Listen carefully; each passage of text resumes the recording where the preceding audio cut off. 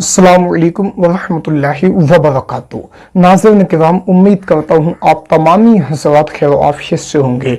अल्लाह तबारक व तआला आप सभी को खुश रखे, दोनों जहाँ की नेमतों से माला माल फरमाए। नाज़रीन किराम, आज की इस क्लिप के अंदर हम आप हज़रात के सामने इब्राहिम ट्रोरे के मुताल्लिक गुफ्तगू करेंगे। नाज़रीन किराम, ये मर्द मुजाहिद कहाँ का रहने वाला है, कहाँ का राष्ट्रपति है। काफ़ी दोस्त अहबाब मालूम भी कर रहे हैं, पूछ भी रहे हैं कि हज़रत इस बंदे के मुताल्लिक कुछ जानकारी दीजिए।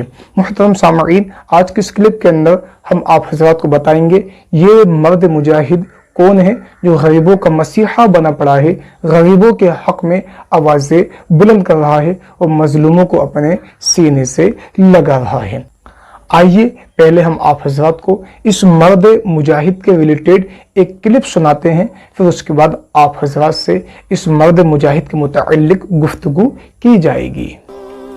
दोस्तों, इस वक्त अफ्रीकी लीडर इब्राहिम ट्रोरे का नाम दुनिया भर में चर्चा का विषय बना हुआ है। आपने जरूर किसी सोशल मीडिया प्लेटफॉर्म पर इनकी तस्वीरें या वीडियो देखी होगी।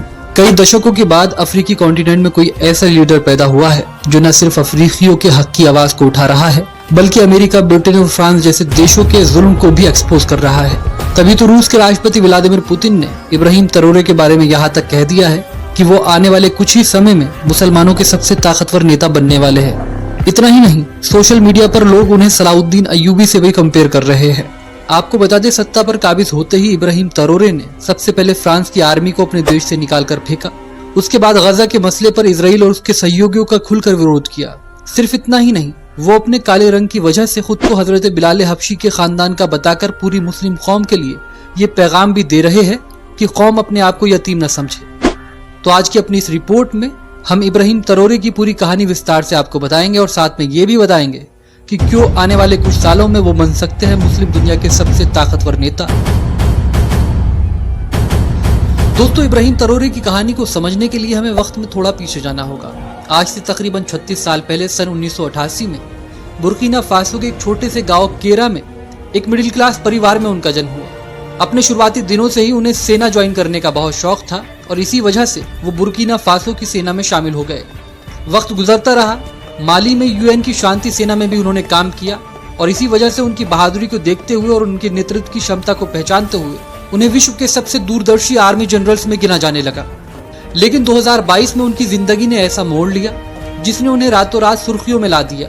जी हाँ दोस्तों, आपको बता दें, सितंबर 2022 में इब्राहिम ट्रोरे ने अपने साथी सैनिकों के साथ मिलकर एक तख्ता पलट किया और तत्कालीन अंतरिम राष्ट्रपति पॉल हेनरी दमीबा को सत्ता से हटा दिया और मात्र 34 साल की उम्र में वो बन गए बुर्किना फासो के राष्ट्रपति। लेकिन सवाल ये है कि ये तख्ता पलट क्यों हुआ और क्यों इब्राहिम ट्रोरे ने ऐसा किया। आपकी जानकारी के लिए बता दें, बुर्किना फासो पश्चिमी अफ्रीका का एक छोटा सा देश है। पिछले कई सालों से इस देश में ISIS, अलकायदा जैसे आतंकवादी संगठनों का संकट है और हजारों की तादाद में वहां पर अब तक आम लोग मारे गए हैं। एक आंकड़े के अनुसार ISIS और अलकायदा के हमलों में 2020 से 22 के बीच 4000 लोग मारे गए। इसके अलावा 20 लाख लोग इन आतंकी संगठनों के डर से विस्थापित हुए। 2022 में जब दमीबा सत्ता पर थे, लोग सड़कों पर उतर आए क्योंकि उनकी सरकार आतंकवाद, गरीबी और बेरोजगारी से निपटने में नाकाम रही। जब इब्राहिम ट्रोरे को लगा कि उनका देश टूटकर बिखर रहा है तो वो सामने आए। उन्होंने वादा किया कि वो आतंकवाद के खिलाफ लड़ेंगे और बुर्किना फासो को विदेशी शक्तियों से आजाद कराएंगे। लेकिन क्या ये सब इतना आसान था? क्योंकि बुर्किना फासो पर फ्रांस का कंट्रोल था। कहने को बुर्किना फासो आजाद था, लेकिन वहाँ की रिसोर्सेज पर, खासकर गोल्ड के जखीरे पर फ्रांस का कंट्रोल था और इससे फ्रांस बड़ा मुनाफा कमा रहा था, जबकि ये पूरा जखीरा बुर्किना फासो का था। बमुश्किल 10% प्रॉफिट ही बुर्किना फासो की जनता तक पहुंचता था। और इसी सब को देखते हुए जब इब्राहिम ट्रोरे ने सत्ता संभाली तो सबसे पहले उन्होंने फ्रांस को अपने देश से बाहर निकाल कर फेंका। फ्रांस की सेना बुर्किना फासो में मौजूद थी। फ्रांस इतने आसानी से निकलने वाला नहीं था क्योंकि फ्रांस विश्व की सुपर पावर शक्तियों में गिना जाता है। लेकिन इब्राहिम ट्रोरे ने ये साफ कर दिया था कि अगर फ्रांस इनके देश से नहीं निकलता है, अपनी सेना को बाहर नहीं निकालता है, तो वो युद्ध के लिए तैयार रहे। कहते हैं फ्रांस के राष्ट्रपति इमैनुअल मैक्रो बुर्किना फासो में नहीं उलझना चाहते थे। वो ट्रोरे की आर्मी से नहीं टकराना चाहते थे और यही वजह रही कि उन्होंने शांतिपूर्वक ढंग से अपनी आर्मी को बुर्किना फासो से निकाल लिया। फ्रांस के निकलने के बाद ट्रोरे ये बात जानते थे कि उन्हें अगर अमेरिका और ब्रिटेन जैसे देशों से निपटना है तो उन्हें रूस के करीब जाना होगा। लिहाजा इसके बाद उन्होंने रूसी राष्ट्रपति व्लादिमीर पुतिन से दोस्ती का हाथ बढ़ाया। जिसके बाद रूस के राष्ट्रपति व्लादिमीर पुतिन भी तरोरे के साथ हो गए और उन्होंने इब्राहिम तरोरे को आने वाले वक्त का एक बड़ा नेता तक कह दिया। इतना ही नहीं, रूस की तरफ से कई सैन्य उपकरण भी बुर्किना फासो को सप्लाई किए गए और आज के दौर में बुर्किना फासो रूस का एक स्ट्रेटेजिक पार्टनर बन चुका है। इब्राहिम तरोरे की सबसे खास बात यह है जिसकी वजह से वो सिर्फ बुर्किना फासो में ही नहीं बल्कि पूरे अफ्रीकी कॉन्टिनेंट के युवाओं के बीच प्रसिद्ध हो रहे हैं। उनका कहना है कि वेस्टर्न जगत सदियों से हमारे क्षेत्र को लूटता आया है। हमारे सोने, हमारे यूरेनियम और अन्य संसाधनों की लूट एक लंबे अरसे से पश्चिमी जगत के कई देश करते आए हैं। ये सारे संसाधन, ये सारा जखीरा हमारे अफ्रीकी लोगों के लिए है। अब आने वाले वक्त में हम अफ्रीकी कॉन्टिनेंट में और ज्यादा लूट नहीं होने देंगे। सुनने के हम उम्मीद करता हूँ आप हजरात ने क्लिप को समाअत कर लिया होगा।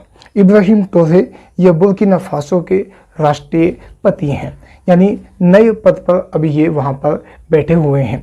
एक मुल्क है बुर्किना फासो, तो वहाँ के ये यानी राष्ट्रपति बन चुके हैं। नाज़रीन किराम, मजलूमों के हक़ में आवाज़ें बुलंद कर रहे हैं, गरीबों को अपने सीने से भी लगा रहे हैं।